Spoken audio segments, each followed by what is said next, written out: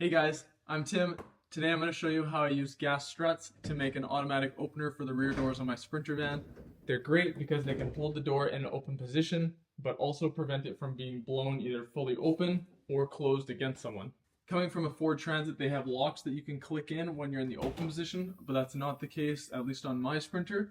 This whole project cost me around $50 Canadian. I've linked all the products in the description below. Some of them are affiliate links, so if you use those links, thank you. I'll also share a PDF that you can print out and copy onto wood if you want to use a wood spacer instead of a 3D printed one. First, you'll need mounting brackets. 2 of them are flat and 2 have a 90-degree bend. Then you'll need 35.5-inch gas struts. I chose the 60-pound version, but you can also do 40 or 20 depending on the weight of your doors. And lastly, you'll need cross nuts and stainless steel screws for mounting the brackets. These brackets are rated for over 200 pounds, but the holes are a little bit small, so we need to drill those out. And then on the angled ones, we need to ream those out slightly as well. So first I used a 1/4-inch drill bit to enlarge those holes, and then I used a die grinder to ream out the angled brackets as much as I needed to match the mounting points on the van. Then I applied 3 coats of Rust-Oleum paint to protect any of the cut edges. For the driver's side door, all I needed to do was drill out this hole and ream them out the sides so they can hook on the 2 bolts on the door. On the passenger side, I reamed out those 2 holes to fit the factory bolts, and then I angled this just for aesthetic, but technically you could leave this if you want. I started with the passenger door, and the first step is to remove those 2 screws holding the lower guide on. I actually marked around it with a whiteboard marker to know exactly where it was sitting. I applied blue Loctite to the factory bolts and secured it back on with the bracket behind the factory piece. Then I did a quick alignment check and moved on to the passenger van side. So the first step is to use a flathead screwdriver to remove these plastic tabs holding the rear step on. I positioned my bracket to make the length of the strut work perfectly so that the door was held open at 90 degrees. I just held the strut there to confirm and then marked out that bracket with a white marker. The plastic step can just be lifted off, and then I placed a tape measure underneath to support it. The bracket was placed back on just to confirm my marking, and I cut it out using a multi-tool and a Dremel. Then I put the bracket into the freshly cut hole, then put the step back down. I marked the center of each hole using a center punch. I used a 1/8-inch drill bit for those 3 holes and used this nifty little magnet to clean up any shavings, and then went back with a 3/8-inch drill bit to drill the final holes for the plus nuts.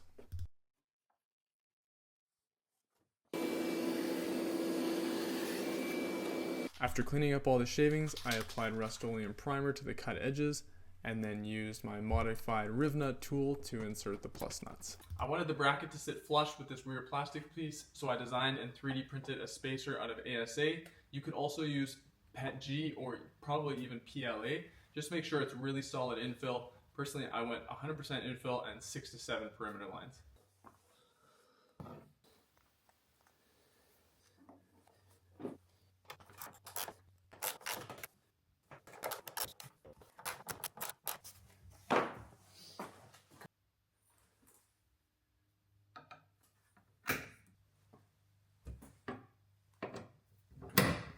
Now on the driver's side rear door, I just loosened that first screw and slid the bracket into place.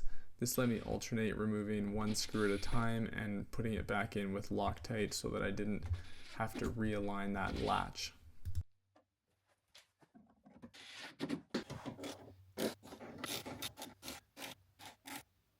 Then I basically just completed all the same steps as the other side.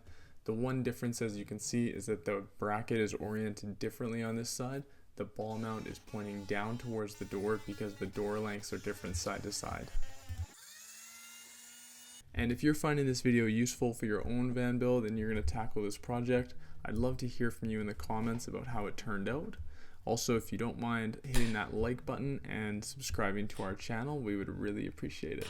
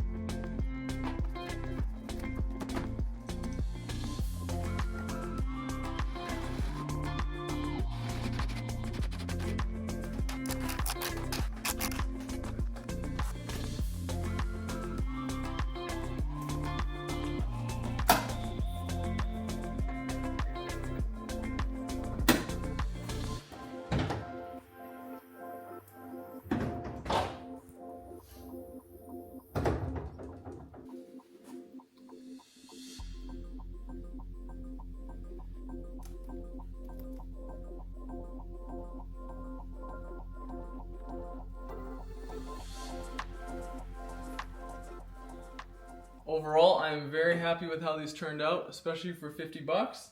I know these can be easily replaced. I know where to find them if they ever break. I chose to go with the 60-pound struts because I'm going to have a spare super single on this door and a box and bikes on the passenger door. But you can go with a 40-pound or even a 20-pound strut if you prefer.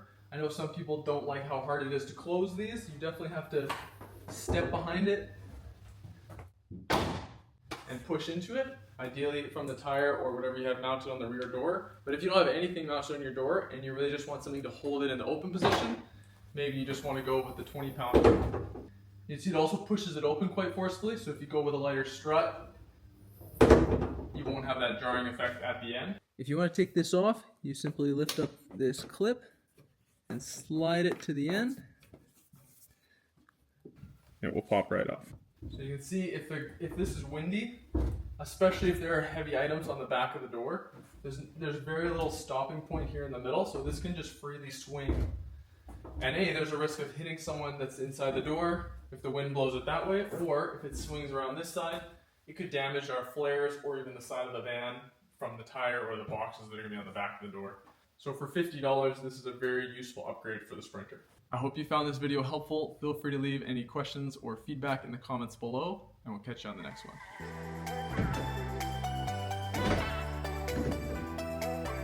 one.